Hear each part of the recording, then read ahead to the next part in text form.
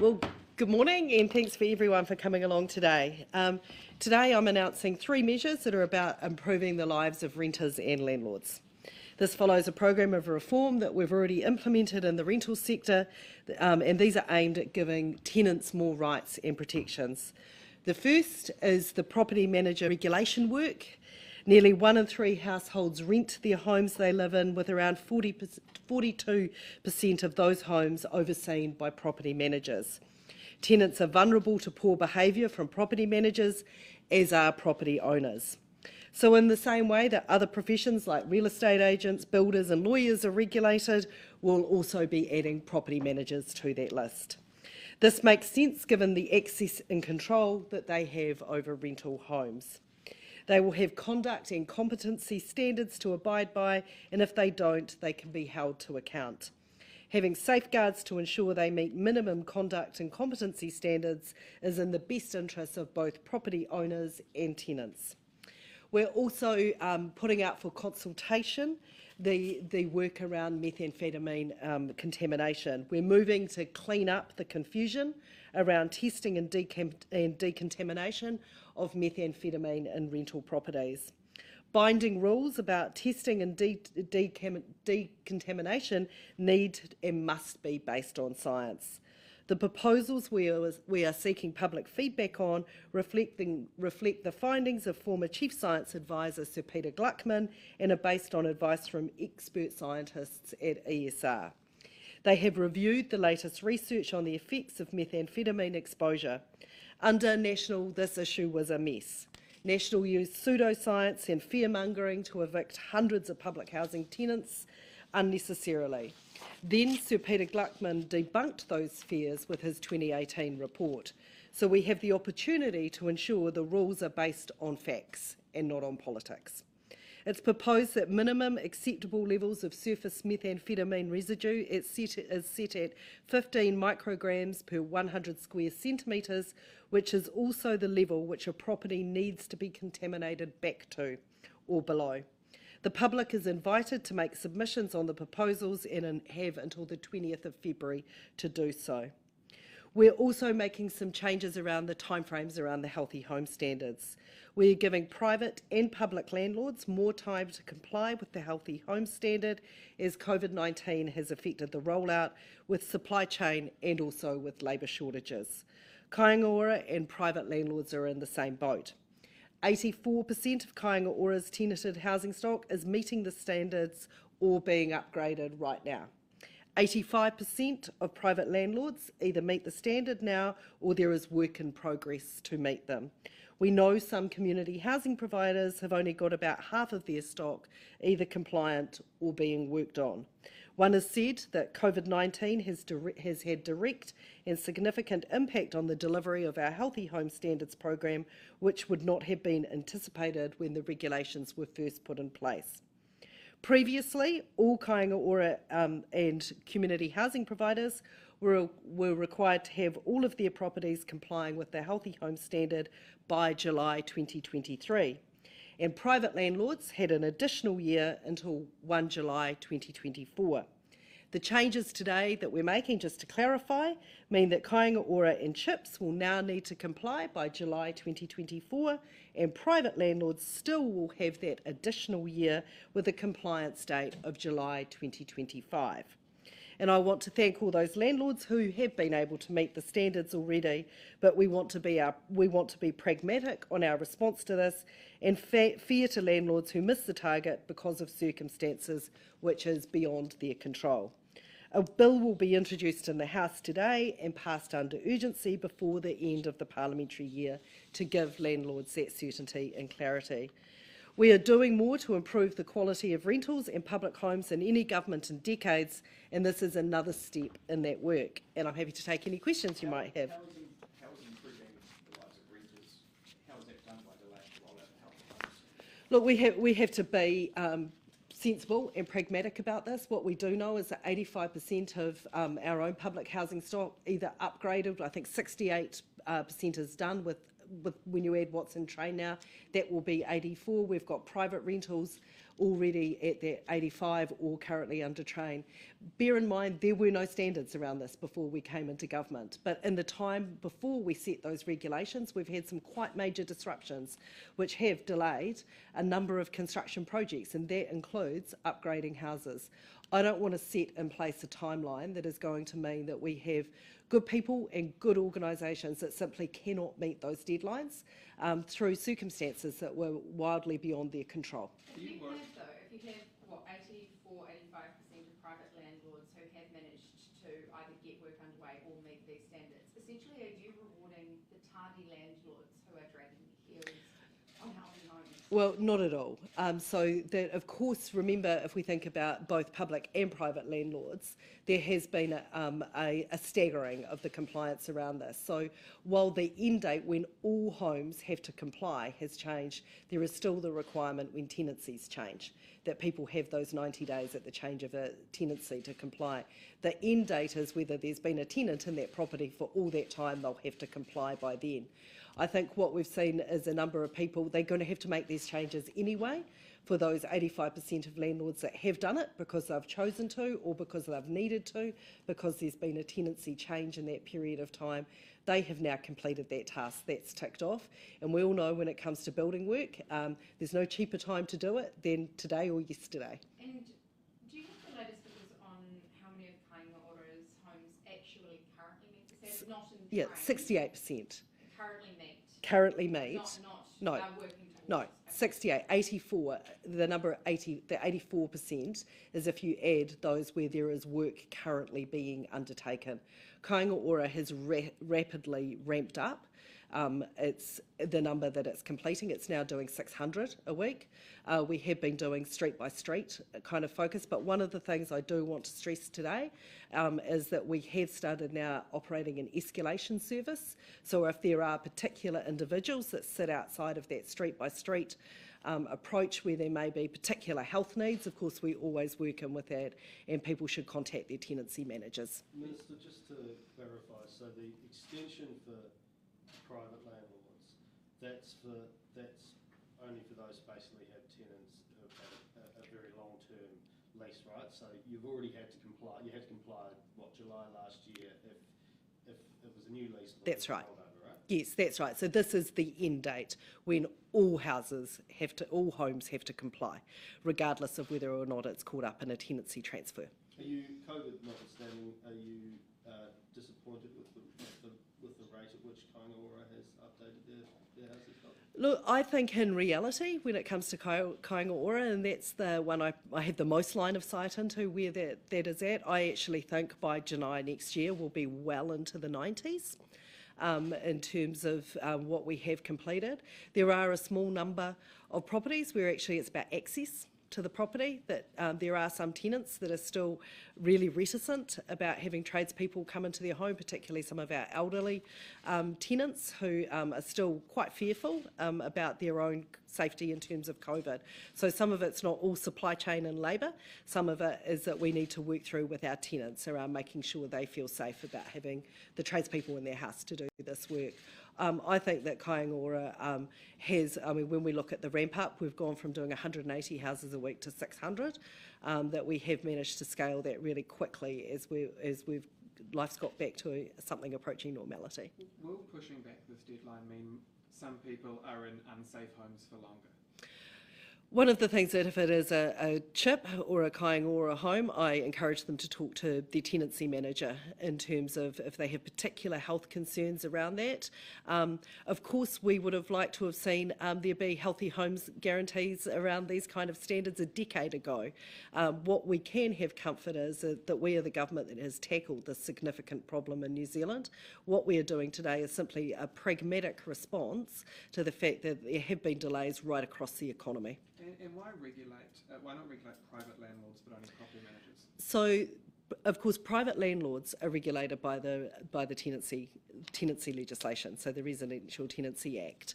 I have heard and listened to some concerns from property managers that private landlords should be included in that regulatory regime. I'm open to listening to the arguments that come out of the select committee process on that, and I encourage anyone who has particular views one way or the other to really engage in that select committee process.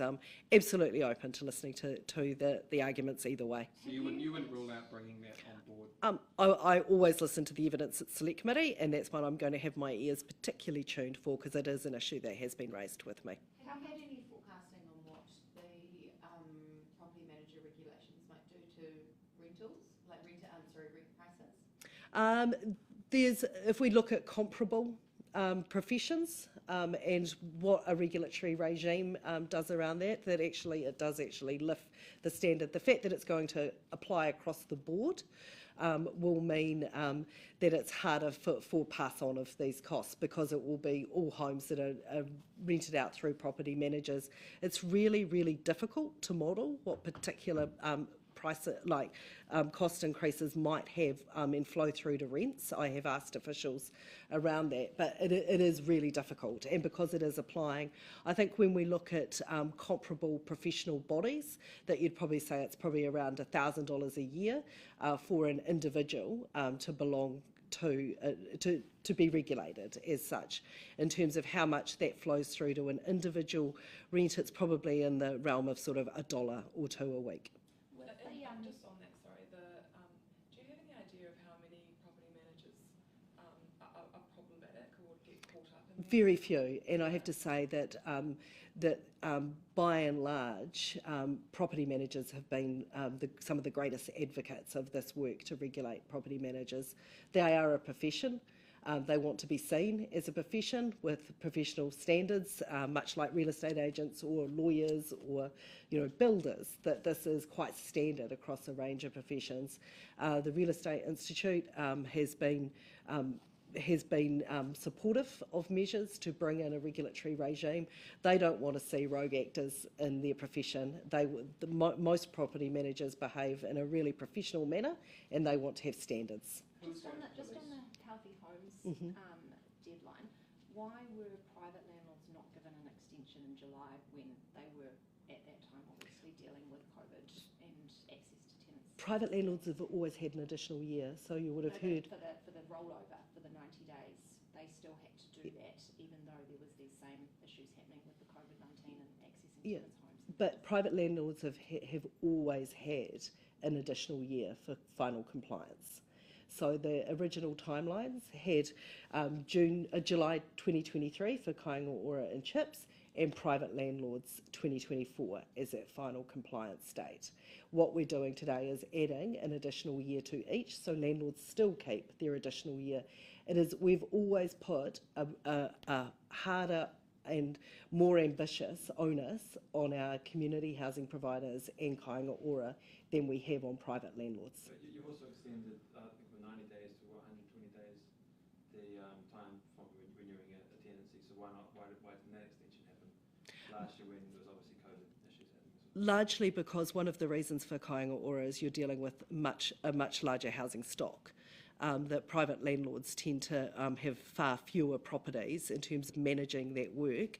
It's a much less onerous position, and I point to the fact that there's always been extra time given to private landlords within the regulatory framework. That it was always a much harder row for our community housing providers and Kāinga Ora to walk in terms of compliance with this. And just on meth testing, how come there's, I think it was meant to come in the standards about 18 months ago, and obviously delays. I mean, why have there been those delays since then, and now you've just got consultation period, when these standards are actually going to come into?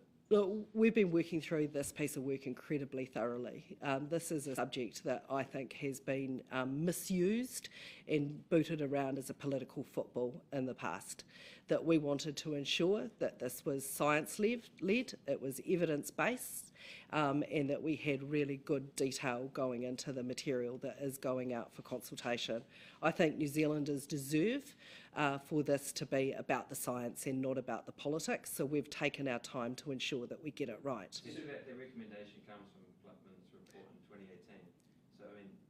that evidence was there, so what's behind this big delay? So you don't just take a 2018 report and reprint it in a consultation document, that if you want to have a robust evidence base for that, that we've had ESR doing work on this and peer reviewing. We've wanted to make sure that we've got really good evidence base around this. And of course you have to go out for public consultation on this as well. So Pip Gutman said that day on that press conference that there's no evidence anywhere in the world of anyone ever having got sick from third-hand exposure to methamphetamine.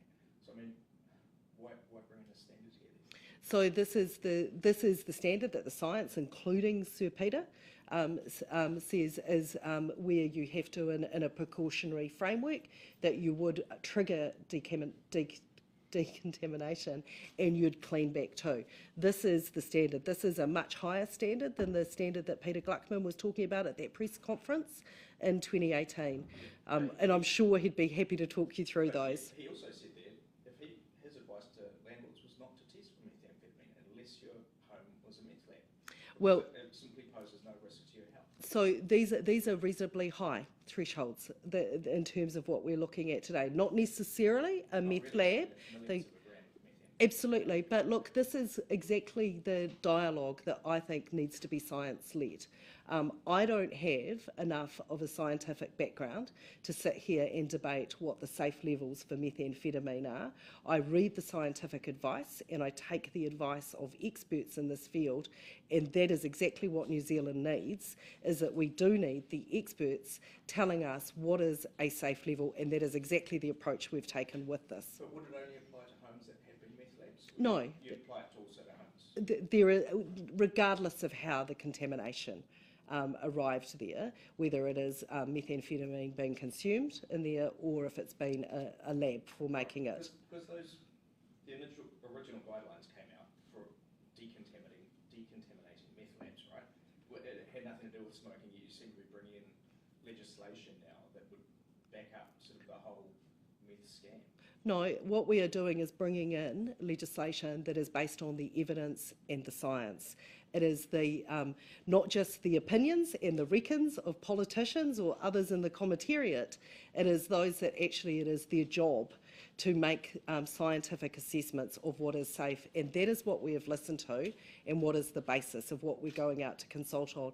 If people have opinions or evidence to counter to that, they can. Sir Peter Gluckman's looked at what we are putting out and he is really satisfied with the document that's going out and supports the measures within there. Do you expect that one of the outcomes of this will be that more or less it'll end the kind of cottage industry of meth decontamination? Meth decontamination needs to happen when it needs to happen. I think that by clearing up the confusion that exists out there, we've got two standards that are currently operating out there, neither of which is enforceable. I think that there has been a lot of fear, I think you're absolutely right, that has driven this. This is about cleaning up this mess that has evolved and saying that this is what the science, this is what the evidence says, is where people can be sure they will be safe and that they won't suffer adverse health effects, and it needs to be cleared up and have some clarity around. But by making this into a law, do you not then legitimise that industry going around door knocking when you need to be testing? So in terms of when you would test, I think landlords will be able to, there will be good guidance around when it is that you might, you have good cause for suspicion rather than the fear that has driven the much lower levels around it. One would be that you have evidence that there has been either drug use or drug manufacture in the property, that there's been reports by other people, that the police have concerns that have been. This is a much higher level. I'm hoping that we will have a much less confused regime that operates around there. Of course, anyone at any point is entitled to go and have their property tested. No legislation can stop them doing it.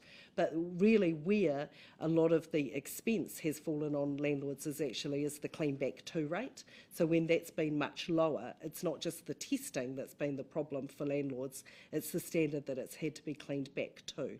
So that both the trigger point and the clean back to rate are the same within this consultation document. As part of this, do you expect to regulate people who offer offer testing services?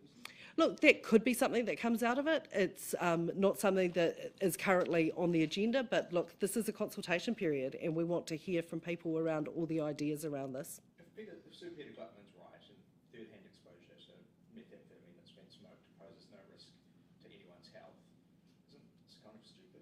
Well, as I said to you, Sir Peter Gluckman supports what we're putting out today. He thinks it is a good measure, so I'm not sure you're fairly representing what his thoughts are on this. I'm repeating what he told us. No, what I'm saying is that Sir Peter Gluckman says that what we're putting out for consultation today is something he's supportive of, and he thinks it is high time that this mess and confusion is cleared up. It's probably worth having a conversation with him about it. A few weeks ago we were here and you're pushing back the biofuels mandate. Today you're pushing back the Healthy Homes deadline. Have you repeatedly bitten off more than you can chew?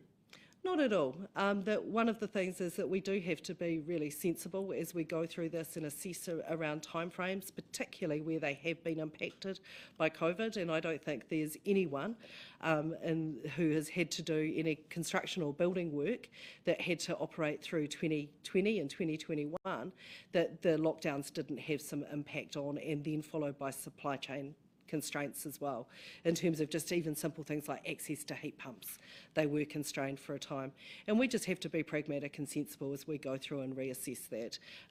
Obviously, COVID did have impacts, and I think the fact that you see both Kāinga Ora and private landlords reaching about the same level shows that's probably around what the capacity is at the moment. So I don't want to set up a regime where people are, we know people are going to fail. I'd rather take action to ensure that people can comply. Do you think some voters will feel let down? No, I think voters will see that we're the government that's finally put in place healthy home standards for New Zealand homes, which is well overdue. These should have been put in place over a decade ago. Renters should have had these protections. They'll see that we are a government that has taken action to do that. They'll see that 85% of New Zealand homes already comply with this standard. Are we going to be pragmatic about getting the last ones to comply with the regime? Absolutely, and voters will see that this is a government that has done a huge amount of work to improve tenants' rights. Will the government carry out any testing of like currency or anything to see what levels of methamphetamine contamination there are? That's not on the plan. That's not on the plan. Well, 'cause we are talking such No, this is in homes. This is about contamination of people's homes, where the evidence shows that if you are living in it with contamination at the levels that we're talking about, could pose a health risk. As I go back to, this isn't about our reckons or opinions or what is politically expedient on the day. This is actually about what the scientists and those who are expert in this field have told us should be the standard that we go out on, consult on, and I will always put that scientific evidence at the core of what we need to do when it comes to health standards. Sir Peter Gluckman also said that the 15 microgram level had a safety factor of 10,000 built into it, so people aren't being affected at 15 micrograms. What the evidence shows us is that it could pose a health risk, and that this is where the evidence suggests that the standard needs to be set. But that's not what he said. As I said, Factor of 10,000. Sir Peter Gluckman is supportive of the measures that we're putting in today. He thinks that it is high time that we clean up this mess, and that is exactly what our government is doing. Minister, how many property managers are there in New Zealand? I can't give you the exact number. I know that around 42% of rental properties are regulated by property managers rather than by private landlords, but we can get you the exact numbers. And because currently, if they're a member of an association, of an industry body, which might be a real estate agent, they currently have to comply with standards of that industry body, whereas others don't. What proportion of property managers do you know are currently covered by an industry body? So, yeah. Compared to ones that aren't?